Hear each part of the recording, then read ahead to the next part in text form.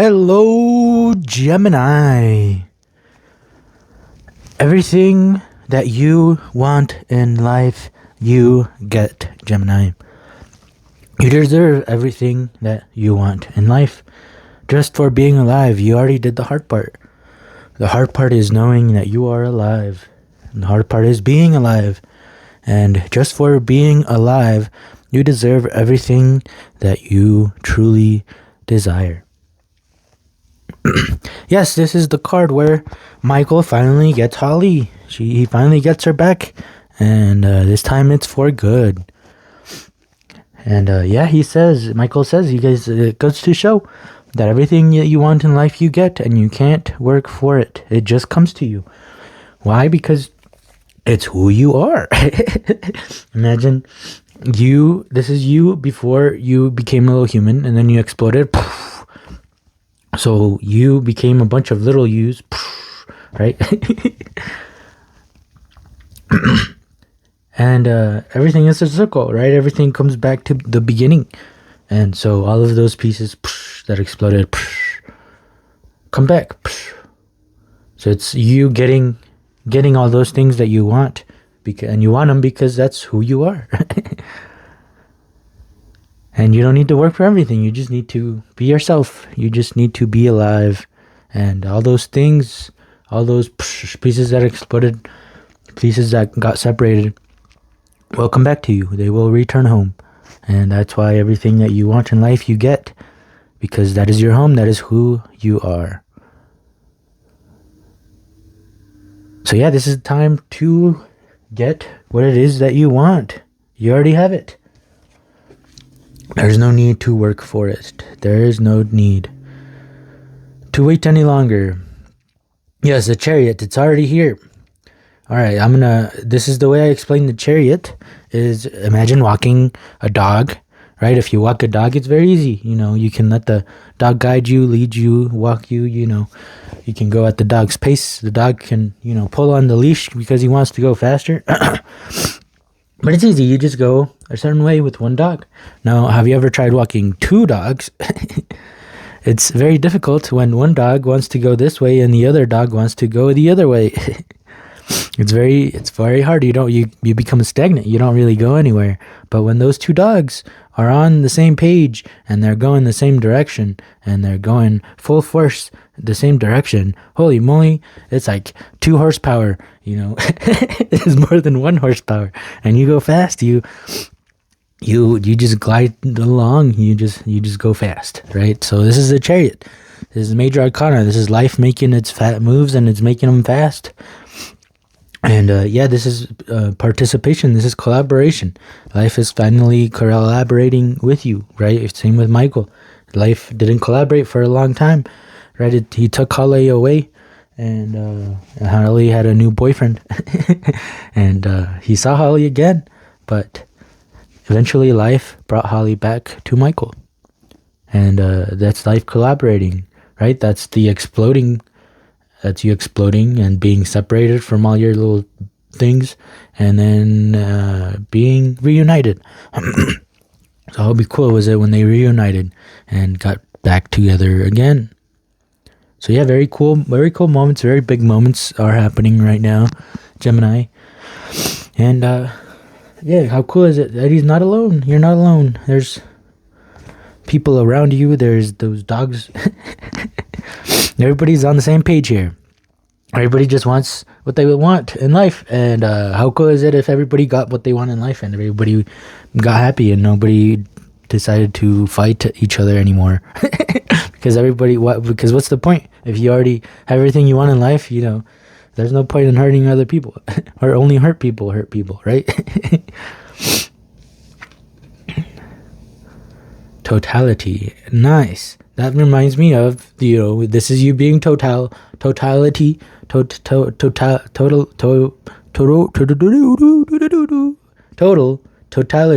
then you explode and you're not total anymore until you reunite back together again with your pieces and you're total again. Cool thing to point out though is 1, 2, 3, 1, 2, 3, 1, 2, 3. So that's interesting. Things happen in threes. Yes, in life, everything happens in threes. So let me remind you of the tree of life here, and it happening in threes. So we start one. The one meets the one in the mirror, and then the one understands that the one in the mirror is himself, and then it happens again, as we can see here. Now, see this triangle? That's the mirror of it. So this is same here. So this guy looking into this mirror self is the same thing now as this guy, right? Looking into this mirror self. And then that creates a ripple. Look at the ripple. See, it's this way, the mirror, and then the mirror ripples. And we end up bearing fruit. The apple is right here. Because this is a tree of life. It's all about threes. And we are made in God's image. So we are also going to have patterns of 3. New vision. Cool. Okay, this feels like Michael's new life. Right? There's like a center point, or a point you can look back on, you can reference.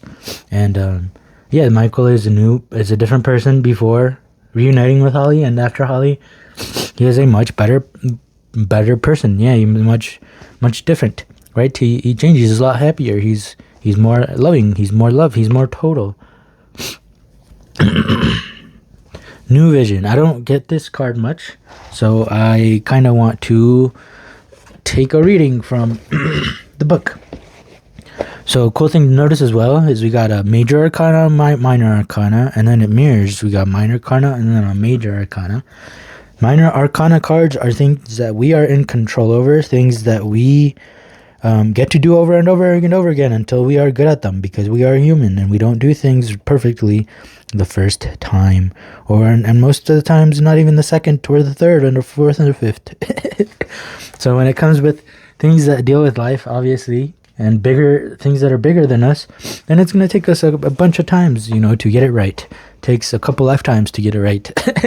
Nothing to do with you. It's just it took you a couple days, a couple tries to learn how to walk, right? So it's going to take you a couple days, a couple lifetimes to, learn how to be total, maybe, to reunite with yourself, to understand that you deserve it, to understand that the one in the mirror is literally just you looking back, and that's life looking back. So if you aren't love, why is life going to return love to you?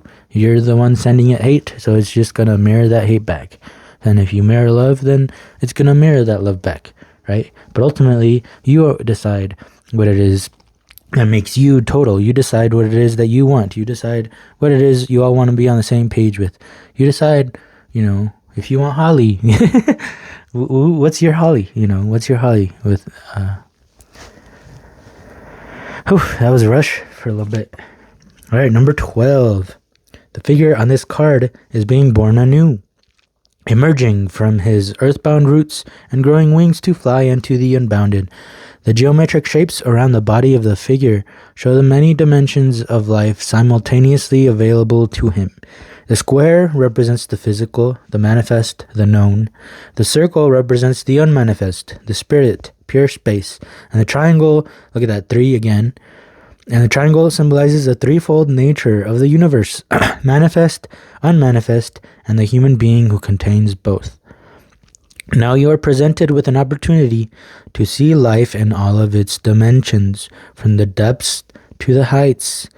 They exist together, and when we come to know from experience that dark and the difficult are needed just as much as the light and easy, then we begin to have a very different perspective on the world. By allowing all of life's colors to penetrate us, we become more integrated. We become more total. Wow. Everything is lining up perfectly. Look at that. 6 of Swords. Science. Queen of Swords. Oh, that's a beautiful combo. I love that. That's nice. Yes, this is Okay, so the 6 is the home, right? Since we discussed that this is the 1, right? And this is just the reflection of the 1. Well, up here above the abyss, there is nothing going on up there. You could say this is in another dimension. Because this is the physical. We can actually see, well, not necessarily the physical like here, but there is something here. All of these are something, all of these are nothing. And this is the home of the nothing, of the one nothing, and it mirrors here. So this is the sun, beauty. This is the one, and it's best at its most best. You can see this is the sun. All of these are planets: Jupiter, Mars, Mercury, Venus, Earth, and they all revolve around the sun, right? We can see, we know that from astrology. So they all want to be the sun. They all revolve around the sun. So we said that we don't do things perfect the first time, right? Now imagine your destination is to go to the sun, to go home. This home at number 6. So but you don't know where it's at, right? You don't know where north is. You don't know where south is.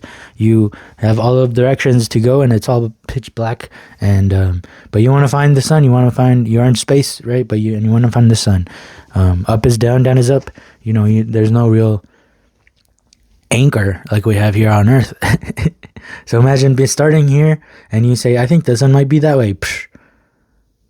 And when you go there, you start feeling all of these negative energies, and it's telling you, no, it's not this way. So you readjust, right? You go, okay, I'm going to try this way now, and go, and then it starts feeling better. The closer you get to home, the better you feel. But then the farther away from home, the worse you feel. And so as soon as you start feeling worse, you're like, oh, I guess it's not this way anymore. Let's readjust, right? Until you make it home. So were all of those mistakes, all those readjustments that needed to be made, was that all bad? Was that you being bad? Was that you being not good? Was that you not deserving to be home, be this total self, this new self of yours? Because of all of those readjustments, do you think that you don't deserve what you want in life anymore? No, it's just life. It's just you trying to figure and gather your coordinates, and so that's the best way to use our mind as science, right? Seeing everything as an experiment. When a scientist fails at an experiment, does he get upset? Maybe, but does he give up? Does it, no, because the whole point is to try to figure out what this problem is, what this thing that we don't know, we want to know it. And of course, it's not going to take one experiment or two to figure it out. It might take 6. So this is your mind. This is your mind's home. This is when your mind feels its best. And it's when we see it as science, right? When we take the emotions to the side, when we are taking our emotions out of it. I like to compare it to chess, right? Chess is a very mindful game. You got to use your logic, your mind, right? And you got to take your emotions out of it. What do I mean by that? Well, say I want to sacrifice my knight, but by sacrificing the knight, I know I can checkmate their king, right? So if we put the emotions with it, if we put the story with it, why would I sacrifice one of my fellow homies? That makes no sense, right? Why would that makes no sense? I don't want to sacrifice him, But if you see it logically, if you see it as science, if you take the emotions out of it, you say, well, obviously the point of the game is to checkmate the king. So obviously I'm going to sacrifice the knight so that I am able to checkmate the king. It's very logical. You take the feelings aside, you take the connections aside, and you are able to sacrifice things. You're able to cut things out that are no longer needed. You're able to put things in boxes like science does, Your science split things apart, but zooms in on them so you can understand that one single thing, right? It's like us, we were zooming in on each card, and when I zoomed in on this card, we forgot about this whole reading here, right? This whole other side, and that made me help better understand this by itself, and then you can understand it, how it relates to everything around it. Right? Same with this card, we took it out of the reading, even though it's part of the reading. And so now imagine the same thing is happening with us humans, with you. They say that we are all God, right? What does that mean? Well, what it means is, say, what is this?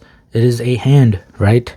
Well, see, we cut it apart from myself because this is me still, right? I'm still here, but we called this a hand. So why don't I call this me? Right? Even though it's a part of me, but I still call it a hand as if it's something separate from me, But now if I say, hey, what is this? If I say it's me, well, yeah, I'm right as well, right? So imagine God is the same way, and say I am a fingernail of God, and you are, I don't know, another fingernail, toenail, a finger. We're all little bits and pieces of God, right? So if you ask God, what is this? He's going to say, oh, it's me. Just like I said, this is me. This is my hand. I can call it a hand. I can separate it from myself and call it a hand. But ultimately, it's connected to me. I can't be myself without this hand, Yeah, so we're all just bits and pieces. So that is what Jesus meant when he said, we are all God. I am God. It's like this hand saying, I am Dre. I am Andres. I am this ultra instinct tarot guy.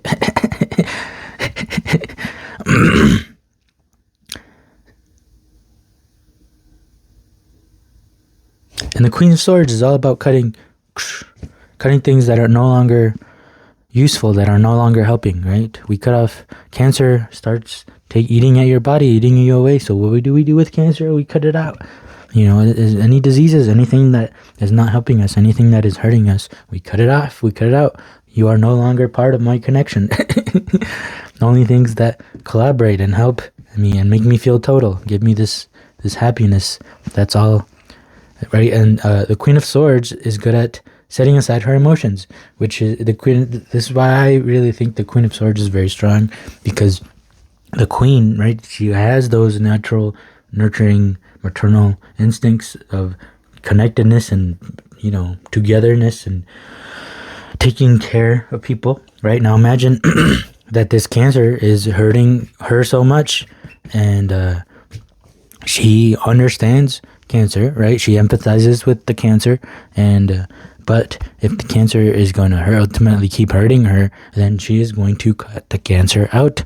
She acknowledges the emotions as well, right? Not just like in chess we were talking about, like obviously we're going to sacrifice our homie, right, to win, right? That's putting aside all of the emotions. The Queen of Swords doesn't just put aside all the emotions. She listens to all of the emotions. And if the pain, the hurt is that strong, then she's going to even...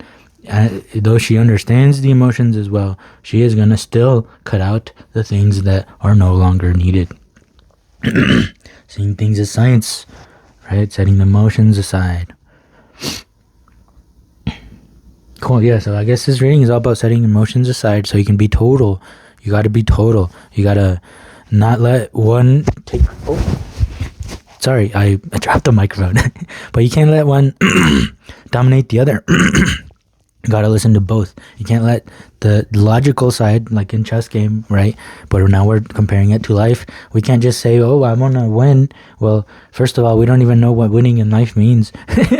Really, to me, it's being happy and getting what you want. But some people take that into an extreme, right? And take from everybody around them. But they're still not happy, right? I think that's why, even in the movies, the ultimate question, everybody just wants to be happy. I just watched Hitchhiker's Guide to the Galaxy the other day. It's a great movie, but nobody was happy. Everybody wanted to ask a question because nobody was happy, right? The only person that figured out their own question and their own answer is the one that figured out how to be happy. So we got to listen to both our emotions and our logic to be able to be total and get what we want in life. And you can't shun parts of you if you want to be total. You gotta include all of you You got to listen to both the emotions and both logic, and then decide which tool it is that is most helpful in this situation.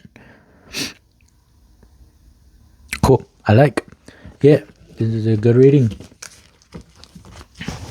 Now let's get some last words from the Office Oracle deck. Okay, I'm gonna do this one and this one.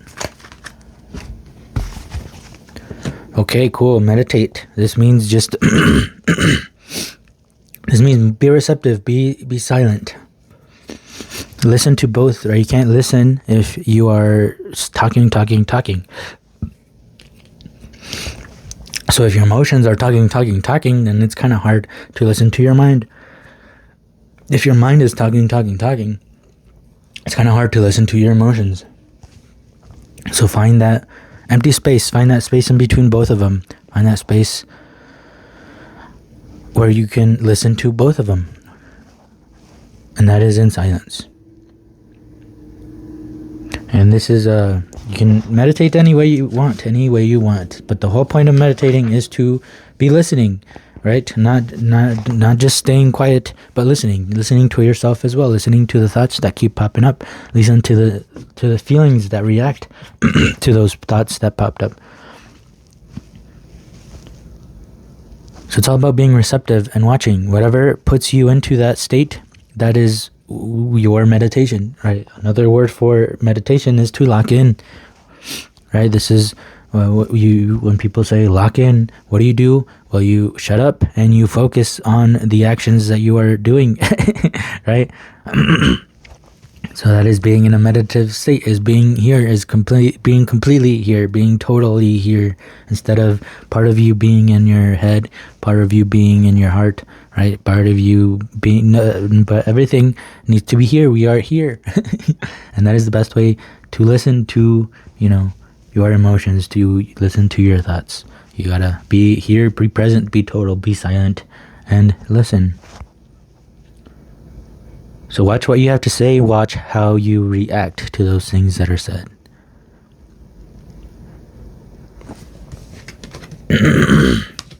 Cool. Number 2.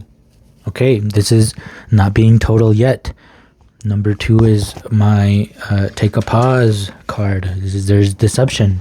See how there's he's kind of behind the, what do you call him? Behind the curtain, kind of, But there's something that is hidden. Things don't seem the way that they seem. There's a new vision. We are what you want in life you get. Okay, more information is needed. Pause before making decisions. Maybe it's that silent part, right? Instead of just listening to your heart, just listening to your emotions, pause before making a decision. See if your thoughts have anything to contribute. And same with the other way around. If you are thought driven, if there's mostly just thoughts, and your emotions have a hard time following, take a pause. How is this way of thinking affecting my emotions? If it's affecting them in a bad way, well, cut them out. We only think about things that make us feel good and direct us toward a happy, loving life. Treat yourself the way you treat yourself. So keep an eye out as information is about to appear, and we can't listen to it if we aren't in this state of receptiveness, of listening.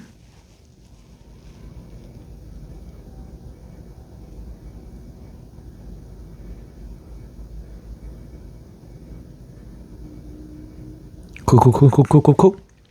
All right, well, I think that's it for this reading. Thank you so much for being here, Gemini. I hope this reading helped. If it did, please help me with a like by commenting anything about this video, any questions, any concerns, anything you want to talk about. I'm pretty lonely. I don't talk to many people. And subscribe if you want to keep hanging out, so we can keep learning, having fun. This is what this channel is all about. Just trying to live better and have fun while we do it. So thank you for being here, and I hope to see you in the next one.